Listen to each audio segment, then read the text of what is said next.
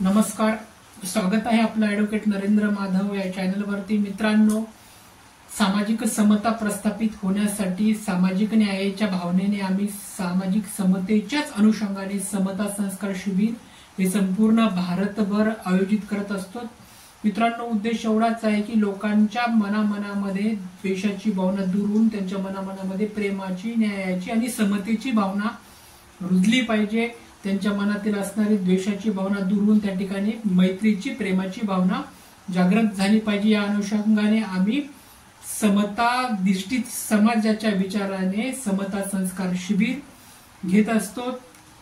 याचा उद्देश एवढाच आहे की विचार समतेचे भारताच्या सौख्याच्या या टॅगलाईनच्या अनुषंगाने आम्ही समता दिष्टित समाजाच्या अनुषंगाने समता संस्कार शिबिर आज आपल्या समोर घेऊन आलो आहोत। आणि ह्याच समता शिबिराच्या अनुषंगाने फुले शाहू आंबेडकरांच्या महान प्रेरणेच्या विचाराने आम्ही समतेचे विचार आपल्यापर्यंत पोहोचवत असतो। त्याचबरोबर वारकरी संप्रदायातील साहित्य जे आहे ते वारकरी संप्रदायातील वाङ्मय साहित्य आणि संत साहित्य या अनुषंगाने समतेचे विचार, मानवतेचे विचार आपल्यापर्यंत समता संस्कार शिबिराच्या माध्यमातून घेऊन येण्याचा प्रयत्न आम्ही करत असतो। आज या अनुषंगाने एक महापुरुषाचे विचार आपल्या समोर घेऊन आलो आहोत। त्या महापुरुषांचं नाव आहे साहित्यरत्न अण्णाभाऊ साठे यांनी समतेचे विचार या अनुषंगाने आजचा ब्लॉग करणार आहोत। तत्पूर्वी या प्लॅटफॉर्मला लाईक करा, या चॅनलला लाईक करा आणि सबस्क्राईब करा, कारण या चॅनलच्या माध्यमातून आपल्यापर्यंत समतेचे विचार तर येताच त्याचबरोबर सर्व काही कायदेविषयक घडामोडी पोहोचवण्याचं काम आम्ही या चॅनलच्या माध्यमातून करत असतो। तर तुम्ही पण नक्कीच या चॅनलला लाईक कराल, सबस्क्राईब कराल अशी अपेक्षा बाळगूयात आणि पुढे चालूयात। मित्रांनो, अण्णाभाऊ साठे यांची समता शिकवण या अनुषंगाने आज आपण हा ब्लॉग बनवत आहोत। अण्णाभाऊ साठे यांचा कार्यकाळ जर पाहायला गेला तर इसवी सन 1920 ते इसवी सन 1969 हा त्यांचा कार्यकाळ आहे। अण्णाभाऊ साठे हे एक दलित, श्रमिक आणि वंचित समाजाचे लेखक होते, कवी होते आणि लोककलावंत होते। त्यांनी त्यांच्या मराठीतून साहित्य साधना केली आणि त्यांच्या त्या मराठीतील साहित्य साधनेतून त्यांनी समाजाला जागवणारी अशी साहित्य निर्मिती लिहिली आहे। मराठी साहित्याचा एक अभ्यासक असण्याच्या नाते अण्णाभाऊंची साहित्याची थोडीशी विश्लेषण या ठिकाणी करणे सर्वप्रथम आवश्यक आहे। म्हणून लोकसाहित्याच्या माध्यमातून अण्णाभाऊ साठेंनी क्रांतीचा संदेश समाजामध्ये केलेला आहे। त्यांच्या साहित्याची काही वैशिष्ट्ये आज या ठिकाणी आपण बघणार आहोत। त्याचे सगळं पहिला दृष्टिकोन आणि पहिलं वैशिष्ट्य असं आहे की समतावादी दृष्टिकोन। अण्णाभाऊंनी त्यांचे साहित्य एक श्रमिक, शोषित आणि दलितांच्या जीवनावर आधारित लिहिलेलं होतं। त्यामुळे त्यांच्या साहित्यामध्ये सर्वप्रथम समतावादी दृष्टिकोन आपल्याला बघायला मिळतो। समतावादी दृष्टिकोन ठेवूनच अण्णाभाऊंनी त्यांचं साहित्याची निर्मिती केलेली आपल्याला बघायला मिळते। दुसरं आहे की त्यांच्या साहित्यामध्ये अत्यंत सुलभ आणि प्रभावी अशी त्यांची भाषा होती। जनसामान्यापर्यंत पोहोचवणारी त्यांची भाषा ही अत्यंत साधी, सरळ आणि ओघवती अशी त्यांची भाषा रचना होती। त्याचबरोबर क्रांतिकारी आणि प्रेरणादायी विचार त्यांच्या साहित्यातून आपल्याला बघायला मिळतात की अण्णाभाऊंनी अन्यायांच्या विरोधात लढा दिलेला त्यांच्या साहित्यातून आपल्याला बघायला मिळतो। त्याचबरोबर आत्मसन्मान आणि संघटनेचा संदेश सुद्धा त्यांनी त्यांच्या साहित्याच्या माध्यमातून दिलेला आपल्याला बघायला मिळतो। एक चौथं एक वैशिष्ट्य त्यांच्या साहित्याचं जर बघायला गेलं तर लोककला आणि साहित्याचा त्या ठिकाणी त्यांनी वापर केलेला आहे। लोककला आणि लोक जे साहित्य आहे ते लोककला आणि लोकसाहित्याचा मोठ्या प्रमाणामध्ये वापर अण्णाभाऊंनी त्यांच्या साहित्यामध्ये केलेला आपल्याला बघायला मिळतो। त्यामध्ये पोवाड्या असतील, लावण्या असतील, तमाशा असतील किंवा भारूड असतील या माध्यमातून समाजाची प्रगतीशील असणारं लेखन अण्णाभाऊंनी त्यांच्या साहित्यामध्ये केलेलं आपल्याला बघायला मिळतं। त्यांचे काही प्रमुख साहित्याचे प्रकार आता आपण थोडंसं अभ्यासूया। फकीरा हे 1949 ची त्यांची कादंबरी आहे। दलित समाजातील असणाऱ्या लढ्याचे चित्रण त्यांनी फकीरामधून उपस्थित केलेली आहे। ही कादंबरी अत्यंत प्रभावी, अत्यंत व्यापक अशी आहे आणि ह्याच फकीरा नावाच्या कादंबरीसाठी त्यांना महाराष्ट्र शासनाचा पुरस्कार सुद्धा त्यांना ह्या फकीरा या कादंबरीसाठी त्यांना मिळालेला आपल्याला बघायला मिळतो। फकीरा या कादंबरीवर नंतर चित्रपट निर्मिती सुद्धा झालेली आपल्याला बघायला मिळते। त्याचबरोबर त्यांच्या इतर ज्या काही उल्लेखनीय कथा आहेत त्यामध्ये वैजयंता नावाची कथा सुद्धा अत्यंत मोठी आणि अत्यंत व्यापक, अत्यंत उत्कृष्ट कथामधून वैजयंता कथाचा उल्लेख होतो। त्याचबरोबर चित्रा नावाची कथा सुद्धा अत्यंत व्यापक आहे। या दोन्ही कथांमधून त्यांनी दलित साहित्यात असणाऱ्या नायिकेचा उल्लेख आणि असणारी त्यांची नायिका, एक लढावी नायिका त्यांनी या दोन्ही साहित्याच्या माध्यमातून, दोन्ही कथाच्या माध्यमातून आपल्याला दाखवण्याचा, चित्रित करण्याचा प्रकार अण्णाभाऊंनी त्यांच्या साहित्यामध्ये केलेला आहे.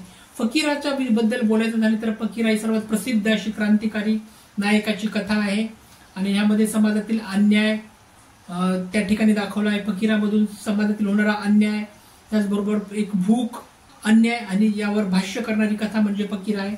माणसाच्या आयुष्यामध्ये भुकेचं महत्व कितीचं आहे, त्याचबरोबर माणसाच्या आयुष्यामध्ये असणारा अन्याय आणि अन्यायाच्या विरोधात कशा पद्धतीने प्रतिकार करावा यावरती भाष्य करणारी कथा म्हणजे फकीरा कथा आहे. पोवाड्या आणि लोककथा सुद्धा अण्णाभाऊंचे प्रसिद्ध आहेत. भारतरत्न डॉक्टर बाबासाहेब आंबेडकरांवरती आधारित त्यांनी त्यांची पोवाडे लिहिले. त्याचबरोबर छत्रपती शिवाजी महाराजांवरती आधारित त्यांची काही पोवाडे आहेत. त्याचबरोबर स्वातंत्र्य संग्रामातील इतर काही वीर आहेत त्यांच्यावर सुद्धा आधारित काही पोवाडे अण्णाभाऊंनी लिहिले आहेत. अण्णाभाऊंच्या साहित्याचा जर समग्र असा अभ्यास केला असता साधारणतः 100 पोवाडे त्यांनी त्या ठिकाणी लिहिलेले आपल्याला बघायला मिळतात. नाटक आणि लोकनाट्याच्या माध्यमातून सुद्धा अण्णाभाऊंनी सामाजिक प्रबोधनाचं कार्य केलेलं आपल्याला बघायला मिळतं. तमाशाच्या माध्यमातून सामाजिक प्रबोधन केलेलं बघायला मिळतं. त्याचबरोबर अखेरचं युद्ध नावाचं त्यांचं नाट्यकृत अत्यंत प्रसिद्ध आहे की अखेरचे युद्ध यासारख्या राजकीय आणि सामाजिक कलाकृतीचं नाट्य अखेरच्या युद्धामध्ये सामाजिक आणि राजकीय दोन्ही भावना दाखवलेल्या आपल्याला बघायला मिळतात. तर अण्णाभाऊंच्या साहित्याचा प्रभाव आता कसा आहे आपण बघूयात की अण्णाभाऊ साठे यांच्या साहित्याच्या माध्यमातून त्यांनी दलित समाजाला आवाज दिलेला बघायला मिळतो. त्याचबरोबर त्यांच्या लेखनातून समता, संघर्ष आणि स्वाभिमानाची प्रेरणा आपल्याला बघायला मिळते. त्यांच्या साहित्याची प्रभावता एवढी होती की त्यांच्या साहित्याचा प्रभावित होऊन सोव्हिएत रशियाने त्यांच्या काही कथा रशियन भाषेमध्ये अनुवादित केलेला आपल्याला बघायला मिळतात. एवढी त्यांच्या साहित्याची प्रभाव त्या काळामध्ये समकालामध्ये असलेला आपल्याला बघायला मिळतो की रशियन गव्हर्नमेंटने, सोव्हिएत रशियाने सुद्धा त्यांच्या साहित्याची दखल घेतलेली आपल्याला बघायला मिळते. मित्रांनो, अण्णाभाऊ साठे यांची समता शिकवण ही अत्यंत व्यापक आहे. आम्ही जसं सांगत असतो की आम्ही समता शिकवण लोकांपर्यंत पोहोचत असतो. आमची जी शिबिर चालते ते समता संस्कार शिबिरच्या अनुषंगाने कळतात की आम्ही लोकांपर्यंत, जनमानसापर्यंत समतेचे संस्कार गेले पाहिजेत आणि त्याच अनुषंगाने लहान मुलं असतील, प्रौढ असतील किंवा वयस्कर मनुष्य सुद्धा असतील, प्रत्येकाच्या आयुष्यामध्ये समताचे मूल्य प्रभावित झाले पाहिजेत. प्रत्येकाच्या जीवनामध्ये समता प्रस्थापित झाले पाहिजे हा व्यापक दृष्टिकोन घेऊन आम्ही समता संस्कार शिबिर आयोजित करत असतो आणि त्याच अनुषंगाने आज आपण साहित्यरत्न अण्णाभाऊ साठे यांची समतेची शिकवण काय आहे आणि ते त्यांच्या साहित्याच्या माध्यमातून त्यांनी कशी आपल्या समोर प्रस्थापित केले याचा थोडासा आता आपण आढावा घेऊयात. अण्णाभाऊ साठे हे दलित साहित्याचे प्रणेते आहेत. त्याचबरोबर लोकशाही, समता, बंधुता त्यांचे खंदे समर्थक सुद्धा अण्णाभाऊ आपल्याला बघायला मिळतात. त्याने त्यांच्या साहित्यामध्ये लोकशाही, समता आणि बंधुता या सगळ्या गोष्टी मांडलेल्या आपल्याला बघायला मिळतात. त्यांच्या साहित्याच्या माध्यमातून समाजातील शोषित, वंचित, पीडित घटकांच्या वेदना त्यांनी जगासमोर मांडण्याचं काम त्यांनी केलेलं आहे की जे काही शोषित आहेत, वंचित आहेत, पीडित आहेत अशा प्रत्येक घटकांच्या वेदना त्यांनी त्यांच्या साहित्याच्या माध्यमातून जगासमोर मांडलेल्या आपल्याला बघायला मिळतात. असं आहे की जात पात भेदभाव नष्ट करणं हे समतेचं पहिलं प्रतीक अण्णाभाऊंनी मांडलेलं आहे की अण्णाभाऊंनी त्यांच्या साहित्यामध्ये जातीय विषमता नाकारते. अण्णाभाऊंचं साहित्य पूर्णपणे जातीय विषमता नाकारते हे लक्षात घ्यायला पाहिजे. त्यांनी सर्वप्रथम माणसाला समान अधिकार आणि सन्मान मिळावा यासाठी त्यांनी त्यांच्या साहित्याच्या माध्यमातून आग्रह केलेला आपल्याला बघायला मिळतो. दुसरी गोष्ट अशी आहे की त्यांच्या साहित्याचा अभ्यास केला असता श्रमाची प्रतिष्ठा त्यांनी अत्यंत व्यापक पद्धतीने मांडलेली आपल्याला बघायला मिळतं. त्यांनी साहित्य समाज परिवर्तनाचं माध्यम, अण्णाभाऊंचं साहित्य एक समाज परिवर्तनाचं माध्यम आणि एक हत्यार म्हणून त्यांनी पुढे आणलेले आहे. ते असे म्हणत की कष्टकरी वर्गाला केंद्रस्थानी त्यांनी त्यांच्या साहित्याच्या माध्यमातून ठेवलेले आपल्याला बघायला मिळते की श्रमिकांचे जीवन आणि त्यांच्या समस्या अत्यंत प्रभावीपणे अण्णाभाऊंनी त्यांच्या साहित्याच्या माध्यमातून मांडलेलं आपल्याला बघायला मिळतं.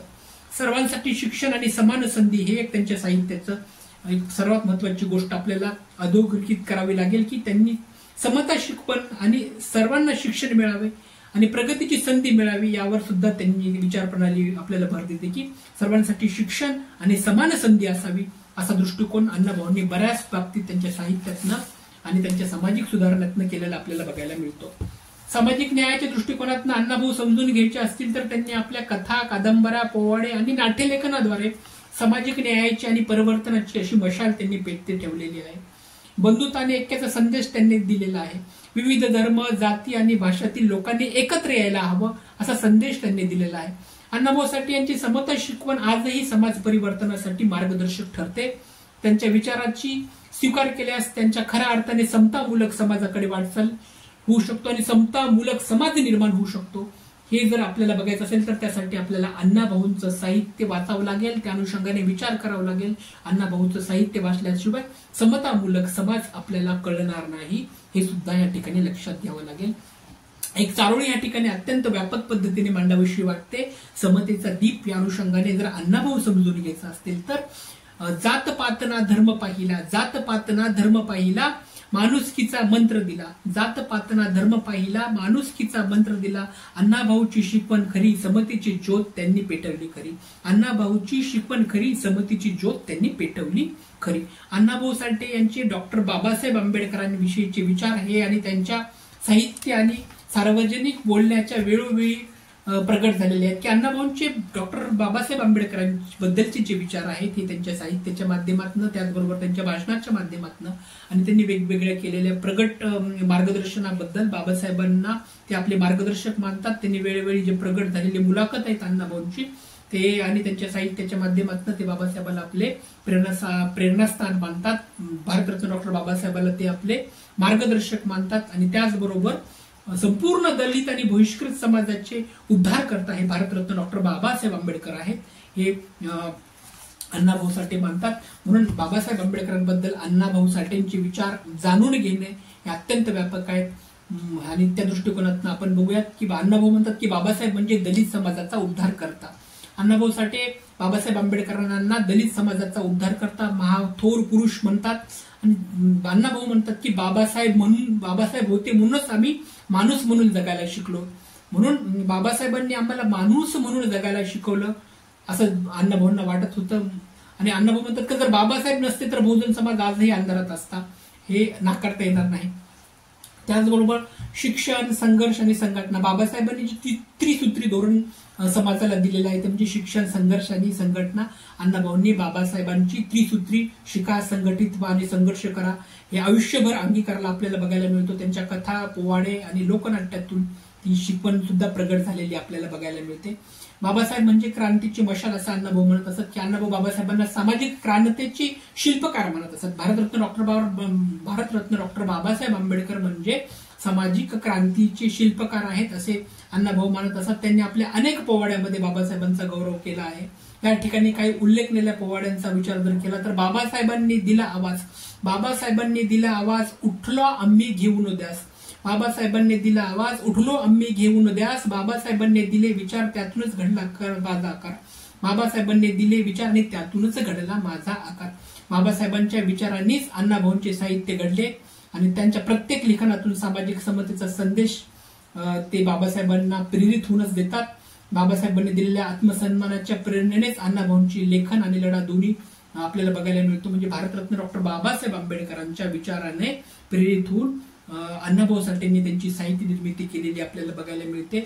भारतरत्न डॉक्टर बाबासाहेब आंबेडकर आणि अण्णाभाऊ साठे हे दोन्हीही भारत आणि महाराष्ट्राला दोघांनाही वंदनीय आहेत आणि दोघांच्याही विचाराने सामाजिक समतेची निर्मिती होऊ शकते आणि सामाजिक समतेच्या अनुषंगाने जर आपल्याला मार्गक्रमण करायचं असेल तर आपल्याला भारतरत्न डॉक्टर बाबासाहेब आंबेडकर आणि साहित्यरत्न अण्णाभाऊ साठे यांचे ज्वलंत विचार आपल्याला अंगीकारावे लागेल आणि त्यांच्या दिलेल्या विचारांनाच आपल्याला आपलं आयुष्याचं पुढचं मार्गदर्शन आणि वाटचाल करावी लागेल. तर त्याच अनुषंगाने आपल्या खऱ्या अर्थाने आपल्या आयुष्याचं सोनं होईल हे नाकारता येत नाही. त्याचबरोबर अण्णाभाऊंचा जर विचार केला तर संयुक्त महाराष्ट्राच्या चळवळीच्या लढ्यामध्ये सुद्धा अण्णाभाऊ साठेंचं मोठं असं योगदान होतं. असं मोठं योगदान अण्णाभाऊ साठेंचं संयुक्त महाराष्ट्राच्या लढ्याच्या चळवळीमध्ये होतं हे नाकारता येणार नाही. मित्रांनो, या ठिकाणी आपण साहित्यरत्न अण्णाभाऊ साठे यांची समतेची शिकवण्याच्या अनुषंगाने आज बोललो आहोत. व्हिडिओ आपल्याला आवडला असेल तर नक्की लाईक कराल, सबस्क्राईब कराल. समतेच्या मार्गाने जाण्यासाठी, मानवतेच्या मार्गाने जाण्यासाठी या चॅनेलला लाईक करून आपण पुढे जाल. या ठिकाणी थांबतो. धन्यवाद. Thank you so much.